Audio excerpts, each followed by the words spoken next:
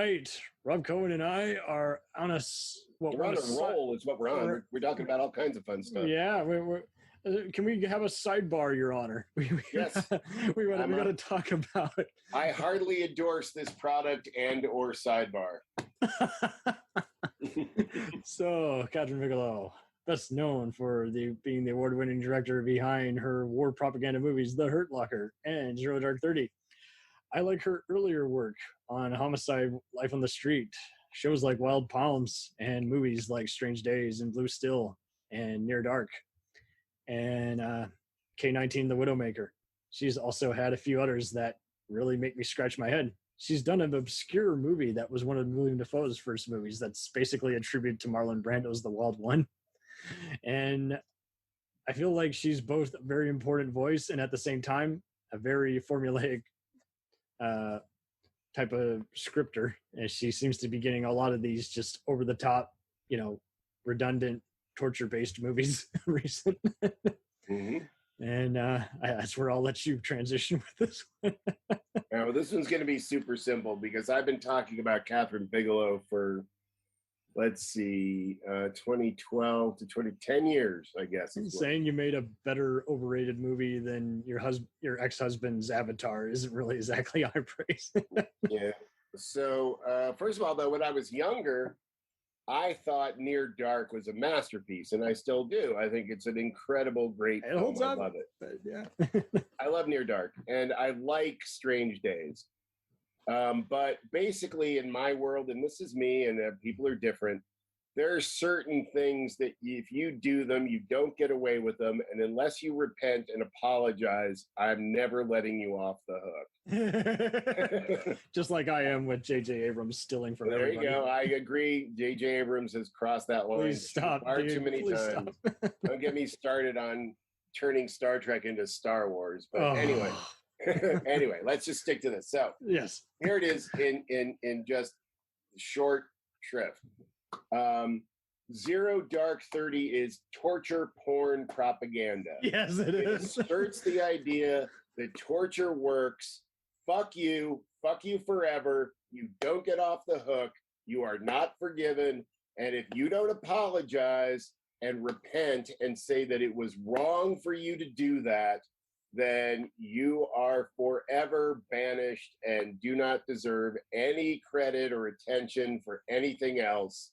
You're scum, and you don't belong at the table. And screw that screenwriter who was banned from the Oscars who kept trying to nominate it. It's like, dude, you're going to win anyway, so stop trying to inflict the vote to be raised a bit. But yes, I do agree with the Guardian's 1 out of 5-star review on how it's just a dreary, just redundant. It just keeps stating the obvious to you. It's like, torture is wrong.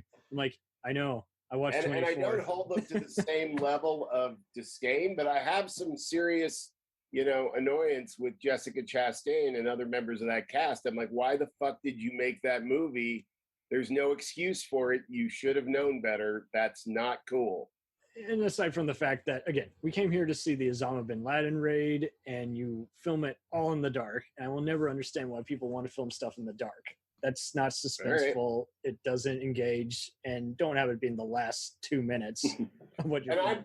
I'm totally open to people calling me out and saying I'm full of shit on that point. I've been told to go fuck myself every day. You're welcome to your own point of view. I have nothing else to say about Kathryn Bigelow except fuck you forever. K-19, it's pretty good, but god damn it. Can you tell your actors to adopt Russian accents for once? All right, there you go. But yes, she's like a free 5-hit acquita in my book, and that's about it. I really, The Hurt Locker, it's semi-watchable, but it's also just very, again, we talk about formulaic. It really doesn't bring anything new to the war table. Half the time, I'm like, I mean, I was surprised it won, and I thought it was, she's a. You'll never guess what the common defense I heard from it was. I would see some people say this is a very boring ass movie with one-dimensional characters, and I saw some people saying, "Oh, it's trying to show how boring war is." I'm like, really? That's your best defense? I don't know if it's how boring war is or how boring. We know it can be boring, but you got to at least tell the audience, make it interesting. Let us know that you're in on the joke. But I think it's just a boring speed in the Middle East. That's really all it is. Is just this guy.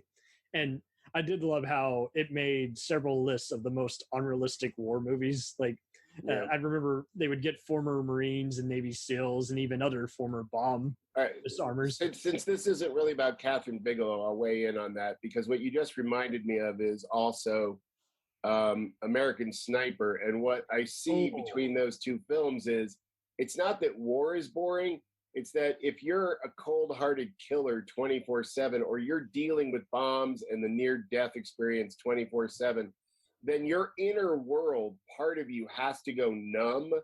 And so your inner world becomes boring, and you see how flat those characters are. And they tried to make them heroic for being flat, but I just can't see it that way. It's not very cinematic. It's tragic that their lives are crushed into flatness by this horrific situation they've been put into. I see no glory in it. It should have been more like Private Ryan or even The Deer Hunter. It should have been more like, show us the agony, show us this. And instead, they pretty much, again, anytime you see a gory explosion, it's just to get an easy frill, like Criminal Minds. It's like, no. This is a gore fest now. This isn't what it's supposed to be, which is, I can't look away. I'm seeing a terrible incident, and I want to know why it happened and how it could have been avoided and why it couldn't be avoided. And have you ever seen? It's gotten a lot of notice lately because it's been re-released. But have you seen Come and See, the Russian film? I can definitely praise that one, because that definitely is a perfect example of just showing how just about everybody's a soldier there. Former farm boys, other pedestrians who happen to pick up a gun. In a sense, though, it's not even a war film. It's just a war atrocity film. And it's very dark. And I didn't watch it for the longest time. Everything is. Because I would see people show clips, and it's like, no. Just like seeing a clip from The Wire, you got to see it all in the proper context. You got to actually sit down. I mean, I always warn people, remember the last 5 minutes of the film, it's Soviet, so it uses all of that to justify the heroes marching off to war. But other than that, it's just a brilliant movie, just showing just how just awful war is. Kind of like Paths of Glory, how it just shows how basically these guys have a terrible strategy and come home from World War I only to be prosecuted for running away. It's like, because it just shows the lack of care for human life by the people in authority. Right. And like you say, it has a voice, and you can discuss more than 20 different instances and scenes that resonate with you, instead of these movies, which kind of just anger you because there wasn't enough care put into them. Like, I find Survivor. Remember, there's huge money that comes from the military industrial complex into Hollywood. Yeah, we're still, the largest spending is on defense contracting, even though we've asked, hey, let's end all the wars. But people think it's just part of our culture, but it's not. Like, you watch football or the Super Bowl and all those commercials and all that military. You can't go a day without a Navy ad. The military literally pays for all of that. It's all commercial. Mm-hmm. And that's what a lot of these films are. They just pay for these scripts. And, we have one coming out this week. Fuck Tom Cruise and his military porn extravaganza, Top Gun. That's all it is. Oh, yeah. And I saw all the media going crazy. They're like, finally a mindless movie. I'm like, I want to go movies because I want to be engaged, not to turn my brain off. I will say this too real quick, because I'm sure there's going to be a bunch of people going, these fuckers then clearly don't understand the importance of the military, and they're just pussies. I will say this. I understand the necessity of a military, but it's not something that it's necessary because of a problem, not because of any great advancement of the term is necessary evil. I'm not saying the military is evil per se, but it's just because there's evil, there's a necessity for a military, but we don't have to get down on our knees and jack off and praise it 24/7 because. And then find other reasons to keep going and sending more people out for the next 5 decades. Because it's their profits are going to drop if we don't have the need to supply some more ships, guns, and whatever. And unfortunately, it is very systematic. We're going to keep seeing racial tirades and tension build out. We're going to keep seeing oil barons take office. All right, well, now we're officially the liberal commie podcast, but whatever. Right, or the alternative to the Young Turks. But and I'm with you. Like American Sniper, I was very dismayed because I thought, okay, it'll be kind of a realistic version of Shooter or something. I was like, no, it's basically it is kind of the same torture porn. Where did that guy who was drilling stuff into kids' heads come from? No. Well, let's just reel it back into Kathryn Bigelow for a second. Yeah, so she started the trend of these. Wait, hold on. We're off on all these different movies, and yes, I can say I like war films. Somebody else doesn't like war films, or I love them when they're good. Let's praise the military if that's your thing. Fine, but we know that torture doesn't work, and not only is it against every code of military ethics because of what it does to the enemy, everyone also in the military knows that when you do that, you put your own troops in the position of also being tortured, which makes it doubly disgusting. And that's why, in terms of, I may not like Top Gun and think it's, pathetic and gross, but 0.30 is a crime against humanity, and I will not say anything other than that. And it treats the audience like an idiot by stating all these different arguments and then not taking a side and then just acting like it's smarter than the average bear. It's like, no shit, Sherlock. We know torture is wrong. Why are you using it? Oh, that's right, because your Navy SEAL's on a CIA mission and you're breaking every law overseas. I get it. So you're glamorizing it. So, yes, really, of all the recent war movies I've liked, the only really one that I've liked has been Lone Survivor, because that one was just straightforward and doctored very little. And it was just like, okay, it's a rescue mission that went wrong. And then they tried to survive in the wilderness and got even more ambushed and basically obliterated. Perfect. There you go. Instead of, oh, I'm going to save the day because I found out, I discovered my inner Rambo after 2 hours of pouting. It's like, no. A movie has zero suspense if you are invincible. And again, unless the whole point of the movie is to be invincible, like John Wick, then don't do it. Just don't do it. And Top Gun is nothing but, the reason why Top Gun in particular is porn is because it's just literally two guys. It's glamorizing and putting sexy on every aspect of every plane and every person in the cast. It's just all sexy military up the yin yang, and it's propaganda porn. At the end of the day, you want to say, I want to drive a cycle or take my Roger Waters in his album my brain. Pink Floyd. Well, it's not a Pink Floyd album, it's his solo album. Oh, solo work. Okay. Amused to Death. There's a line where he literally says, fuck that scene where the hero takes his blue jeans out of the freezer, is a lyric in the album. Waters was always a progressive who saw people who complain now about, oh my God, Roger Waters, he's ruining the music by being political. Well, you never listened to the music because he's always been political. Pink Floyd was always political. Come on, hello.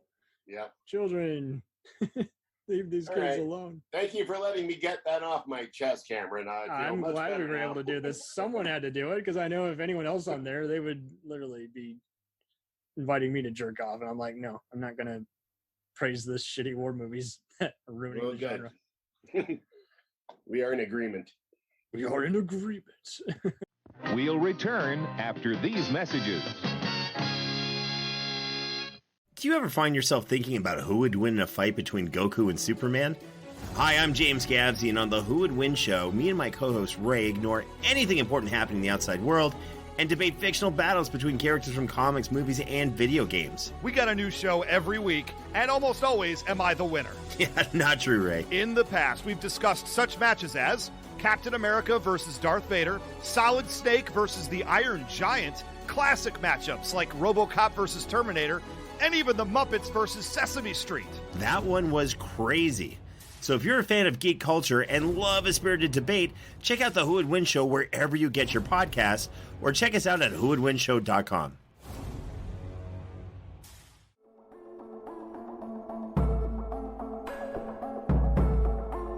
We let things pile up in the DVR, we add them to our queues, we wait for the DVDs and Blu-rays. We time shift. The Time Shifters Podcast. Sci-fi, horror, fantasy, superheroes, comedy, action, film, television, maybe some not-so-current events. Find us on iTunes or at timeshifterspodcast.com. Cool thing about Blind Knowledge is we are in multiple countries. We are worldwide all across the globe. We are in the US, we are in the UK, we are in Canada, Germany, India, Japan. We're in Australia, y'all. BlindKnowledge.com. Now back to the feature presentation.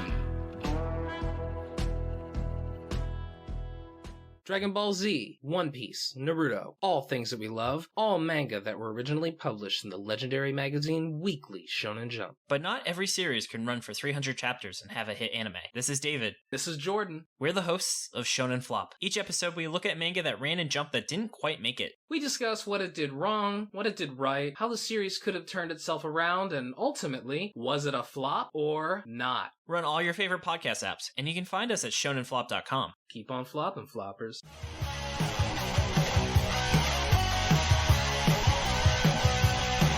Follow us on the web on Facebook, Twitter, and Instagram. The podcast is available on Podbean, Spotify, iHeartRadio, Anchor, Apple, and anywhere else podcasts are available.